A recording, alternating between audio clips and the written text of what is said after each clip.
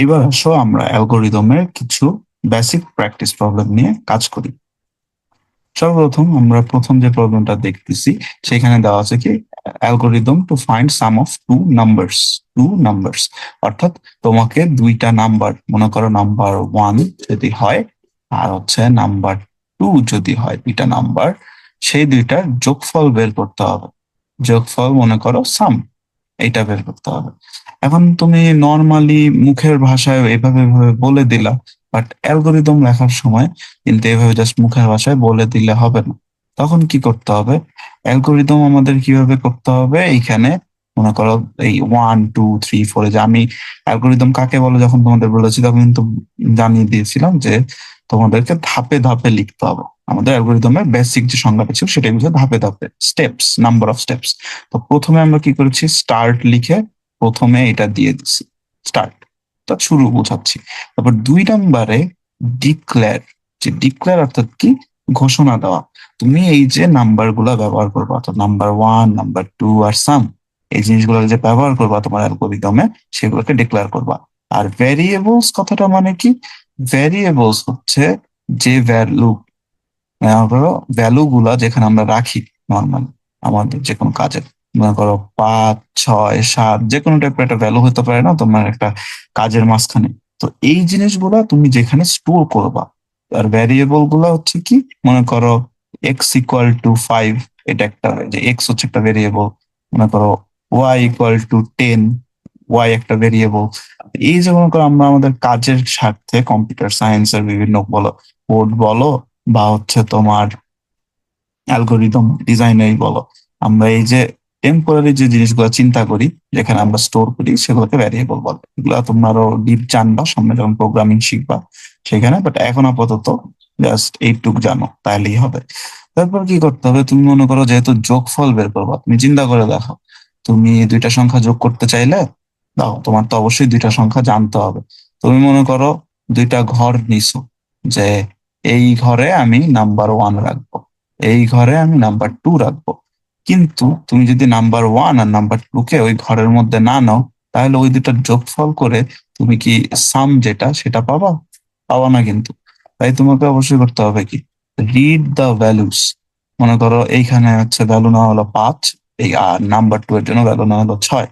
যদি তুমি এই দুটা ভ্যালু ঠিকঠাক মতো নিয়ে থাকো, তারপরে তুমি পরবর্তী স্টেপে যাবা, যে সাম, এই যে সাইনটা দেখতেছো, এইটা মেইনলি হচ্ছে এরকম চিন্তা করতে পারো, যে সাম = নাম্বার ওয়ান যোগ নাম্বার টু। এখন এমন বলবো যে ভাইয়া তাহলে এরকম কেন দেওয়া হয়েছে, এইটা মেইনলি বোঝাচ্ছে যে সামের মধ্যে নাম্বার ওয়ান আর নাম্বার টু তার যোগফলটা রেজাল্ট মানে ঢুকিয়ে দাও, রেখে দাও, সেভ করে রাখো। এই যে এই সাইনটা বোঝা যাচ্ছে কোনো কিছুর মধ্যে রাখা। মনে করো যদি আমি এরকম লিখি যে এ এর মধ্যে এরকম 5, মানে কি, এ ভ্যারিয়েবলটার মধ্যে ভ্যালু 5 ইনপুট দিয়ে রেখে দাও, অর্থাৎ ইনসার্ট করো। এইটা হচ্ছে বোঝায়, আর কিছু না। একদম কঠিন কিছু না, এটা equal equal sign, equal sign, এই যে ইকুয়াল সাইনটা দিলেও তোমরা এখানে কাজ হবে, এটা তেমন কঠিন কিছু না, ইজি। এখন আসো, তারপরের স্টেপটা কি লেখা হয়েছে, লেখা হয়েছে ডিসপ্লে সাম। চিন্তা করো, তুমি যে 5 আর 6 যোগ করছো, এটা সামের মধ্যে রাখছো, কি 11 আসছে। তো এইটা যদি তুমি না না দেখাও, তুমি মনে করো মনে মনে রেখে দিছো, তোমাকে কেউ বললো যে যাও তো বাবা তুমি একটা দোকান থেকে 7 আপ নিয়ে আসো বা একটা ড্রিঙ্কস নিয়ে আসো। এখন তুমি সেটা নিয়ে আসছো, কিন্তু যে চাইছে তাকে আর দেখাচ্ছ না, তুমি মনে মনে তোমার কাছে রেখে দিছো। তোমার যে বলছে করতে, ঠিক আছে রেখে দিছি, বাট আমি শো করিনি। তো আলটিমেটলি কি হলো, সো কোল্ড ড্রিঙ্কসটা তোমার কাছে চাওয়া হয়েছে, বাট তুমি তার দেখালে না, মনে করো তোমার যে যে ব্যাগ ছিল বাজারের, ওইটার মধ্যে কোল্ড ড্রিঙ্কস রেখে দিছো। বাট তাতে তো হবে না। সিমিলারলি তুমি যখন যোগফল করছো, অবশ্যই সেটা শো করতে হবে, অর্থাৎ ডিসপ্লে সাম। যখন তোমার এই পুরো কাজটা শেষ হয়ে গেল, তখন কিন্তু অবশ্যই তুমি স্টপ করে দিতে পারো, অর্থাৎ স্টপ, এই যে স্টপ লিখে দিবা, মানে কি তোমার কাজ শেষ হয়ে গেছে।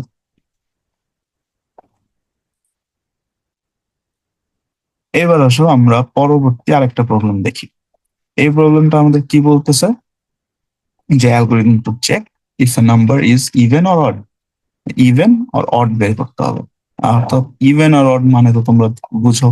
ইভেন মানে হচ্ছে জোড় সংখ্যা, অড মানে হচ্ছে বিজোড় সংখ্যা। এখন তুমি জোড় সংখ্যা আর বিজোড় সংখ্যা নর্মালি বুঝো কিভাবে? তোমার ইভেন নাম্বারস গুলা তুমি জানো কি কি? 0, 2, 4, 6, 8। অড তুমি কিভাবে জানো? 1, 3, 5, 7, 9।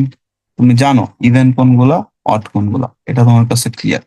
তো তুমি এটাকে বুঝো কিভাবে? তুমি ছোট থাকতে যখন তোমাকে বলা হইতো ম্যাথে যে ইভেন নাম্বার মানে জোড় সংখ্যা বিজোড় সংখ্যা বের করো, তুমি কিভাবে বের করতো? তুমি কিন্তু বেশ তখন স্মার্ট ছিল তোমরা।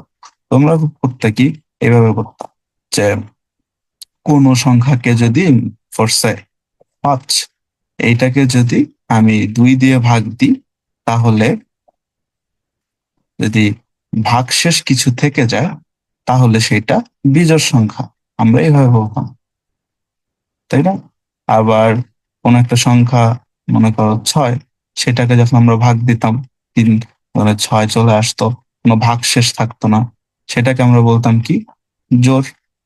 তো তুমি যতই বড় হয়ে যাও না কেন, দিন শেষে তোমার আলটিমেটলি পড়াশোনা ওই ছোটবেলার জিনিসপত্রের সাথে অনেক কিছু জায়গায় রিলেট হয়ে যাবে।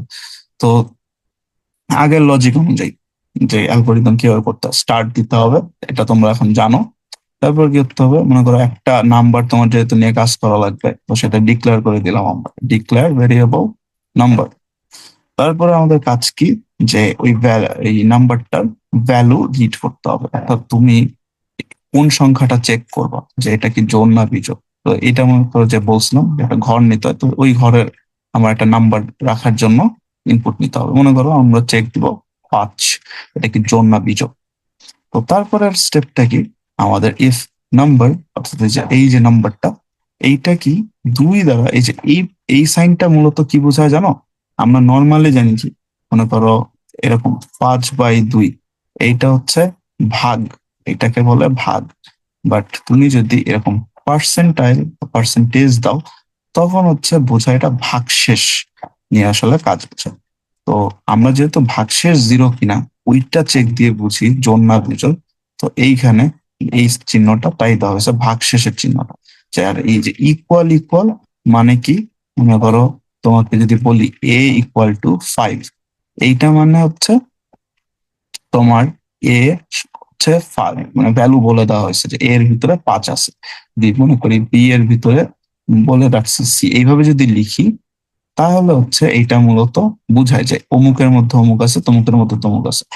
কিন্তু যদি মনে করো আমি সি ইকুয়াল ইকুয়াল 8 দিই, তখন আসলে মেইনলি এটা কন্ডিশনাল স্টেটমেন্টে যায়, এগুলা তোমরা ধীরে ধীরে সামনে শিখবা।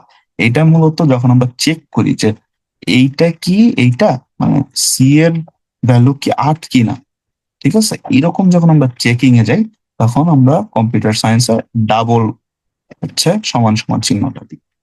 এটা তোমরা সামনে আরো ভালো জানবা, বাট এটা জাস্ট আপাতত যেহেতু ইউজ করা হয়েছে, তো একটু বলে রাখো। তো তারপরে আমরা যখন এইটা দিব যে এটা কি, এটা কিনা, তো আমরা যে কাজটা করেছিলাম আরেকবার করি, 5 কে 2 দ্বারা ভাগ দিব। সো আমরা কি জানি, 2 দুগুণে 4, তো ভাগশেষ থাকতেছে 1।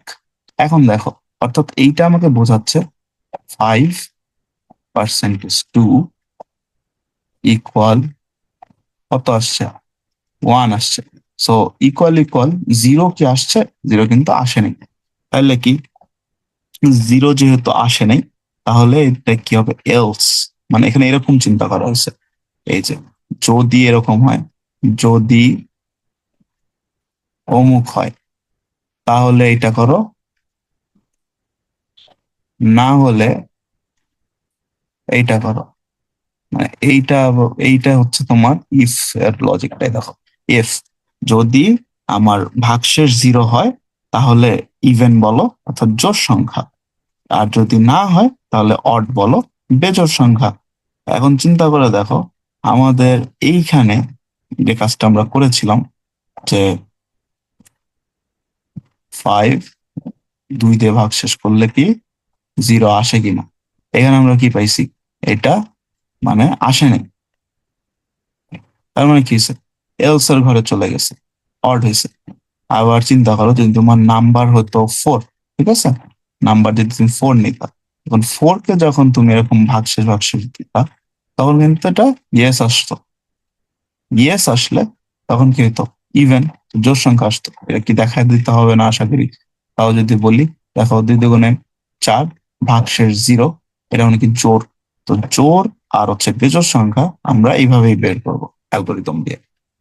এইবার আমাদের পরবর্তী যে প্র্যাকটিস প্রবলেম, সেটা হচ্ছে algorithm to find the largest of three numbers. Largest of three numbers মানে মনে করো যদি 3টা নাম্বার হয়, নাম্বার 1, নাম্বার 2, নাম্বার 3, এই 3টার মধ্যে সবচেয়ে বড় ভ্যালু কার, এইটা হচ্ছে আমাদের বের করতে হবে, যে সবচেয়ে বড় ভ্যালুটা কোন নাম্বারের, এইটা আমরা বের করব। তো এখন চিন্তা করো, তুমি এমনি জানো যে নাম্বার 1, নাম্বার 2, নাম্বার 3, তুমি হচ্ছে এতক্ষণে বুঝে গেছো যে আমাদের স্টার্ট দিতে হয়, তারপর হচ্ছে ডিক্লেয়ার করতে হয় ভ্যারিয়েবল গুলো, যে নাম্বার 1, নাম্বার 2, নাম্বার 3। এখন তুমি বলবা লার্জেস্ট কেন নেওয়া হয়েছে?